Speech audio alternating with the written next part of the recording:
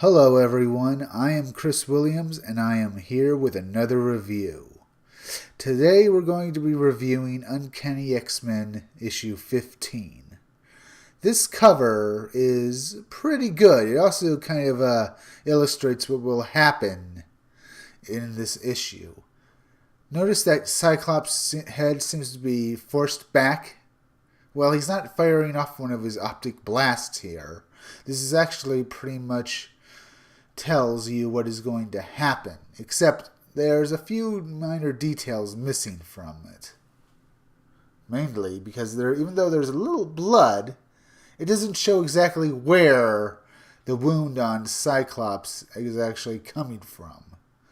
They did a good job of obscuring what actually happens. So he looks like he's been hit back, or hit in the face with something, and his head is being flung back, and it looks like he's going to fall over. It's a pretty good cover. And the first page is where this comic kind of has problems. The first page is just all black with just one text in the upper middle part of it. This is not good. This isn't a first page to a comic book. This isn't even thing for anything good. And the second page and third page are no better. Over to one side, all it does is lists who worked on this comic book on one little side panel. Well, the whole thing is taken up by a big yellow blotch of color and the X-Men's logo.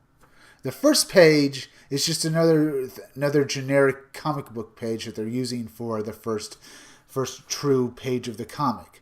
This isn't something that would just jump out at you. It's something you'd want to read as soon as you open up the comic book. No, it's just the Dark Beast talking to Karma. The second page opens with Captain America visiting the X-Men.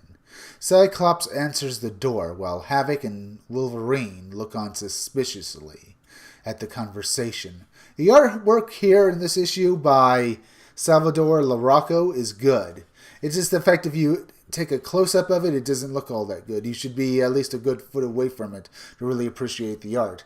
The background looks like it was done with a bunch of 3D models, because it looks like it was taken from a photo or something to play with on your computer. I mean, it doesn't look like it was made with a photo reference. It looks like someone took a photo and altered it to be used as a background for this comic. Well, anyway, Captain America is visiting the X-Men because Hope and the M.L.F. are making trouble, and he wants the X-Men to take care of it. And one more thing, he can't be seen publicly talking to the X-Men. Well, that's just great. I guess they're showing that Captain America might still have bits of hydrocap in him. And Wolverine and Cyclops are talking about what to do, when after a little bit of conversation, multiple man comes up to them and says he has something. And they end up flying off to a anti-mutant rally. And we're greeted once again with anti-mutant bigotry. Yes, I guess Trump still won, and the apocalypse and a racial ethnic cleansing is going to happen.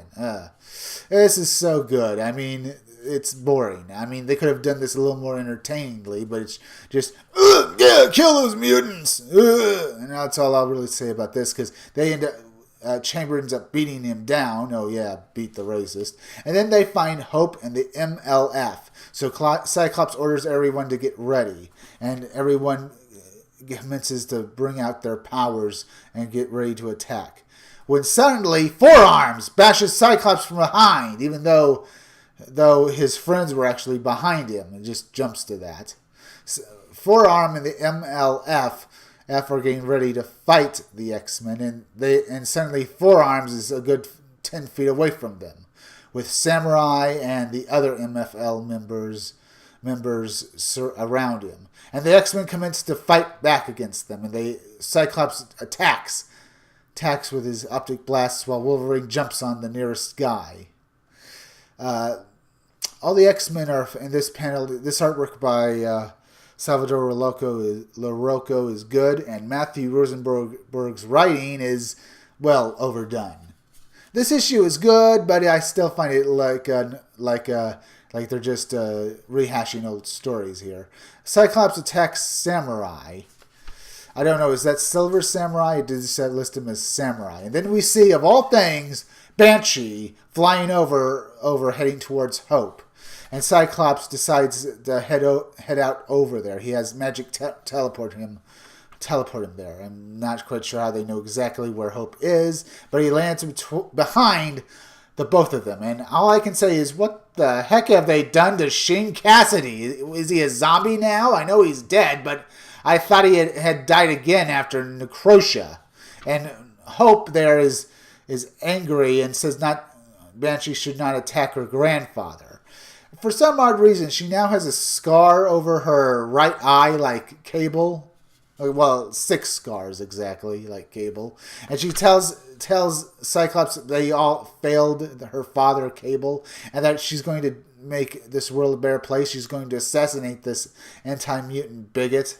So Hope gets ready to shoot her with Shane Cassidy by her side. Then Cyclops fires his optic blasts, taking Banshee out, and Hope decides to point her handgun at Cyclops, saying he shouldn't move and he's not going to stop her. Meanwhile, Magic uses her stepping disc to teleport Wolverine behind her. All Hope can do is aim her gun at Cyclops, knowing that Wolverine was directly behind her. But that doesn't really matter, because what happens next is that Wolverine attacks Hope, causing her to fire her gun. He was going to stop her by slashing her and hopefully incapacitating her long enough so they could haul her away. But because Hope has fired a gun, and because Wolverine was the one who actually caused it, Cyclops is shot in the head, and directly, unlike the cover, we see where it goes. Apparently, the bullet has lodged itself in Cyclops' head. Wolverine says he's going to kill Hope for that, even though he was the one who caused it. But that doesn't matter, because Hope copies mutant abilities, and she copies Cyclops' power and blasts Wolverine away with her Zarak! And his skin and clothes are torn away. She rubs her neck with Cyclops' power still seeping out of her, and she gets ready to fire and assassinate the woman she came here to kill. She pulls the gun and she does it. She did what she came here to do. She killed her. But then Wolverine sneaks up behind her and stabs her. And he gets ready to finish her off, but Cyclops, bleeding, and says, "Don't." And he falls down unconscious. This is good artwork, and the story is good, but this isn't great. But it is worth at least a few dollars. It's not worth the $5 I think this is going for.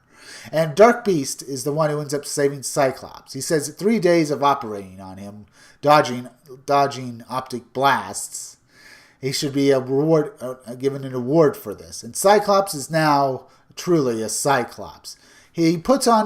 Dark Beast puts on Cyclops' glasses, and Cyclops rubs his head. Later on, Cyclops learns that the Dark Beast has done something to Diana Moonstar, Karma, and the Wolfsbane. Apparently, he had run an experiment. Cyclops argues at him that they've already been through enough, and that if he's harmed them, he will kill Dark Beast. Well, maybe not in those words, but from this panel, that's pretty much what he's trying to get across. But apparently, because he's lost an eye, his powers, if he gets upset, his own powers could very well kill him by blowing off his own head. And this is what the Dark Beast does while he's gloating over him. But then Havoc decides that if he doesn't stop, he's going to blow his own head off. That's when we learned something. The Dark Beast wasn't actually harming Diana Moonstar and the others. He was actually helping them. I won't say exactly what he did, but apparently what he's done has caused an infection that those kids Diana and the others had, to be transferred over to one of the multiple man's duplicates. The duplicate says kill him. Apparently, they don't know what. Jamie Maddox doesn't know what to do with this duplicate who's in pain here. You can see him looking onward. The Dark Beast smiles because apparently what he's done has saved their lives, but it's also doomed this duplicate to to a slow, painful death. I know exactly what happened, but I want you to read it for yourself.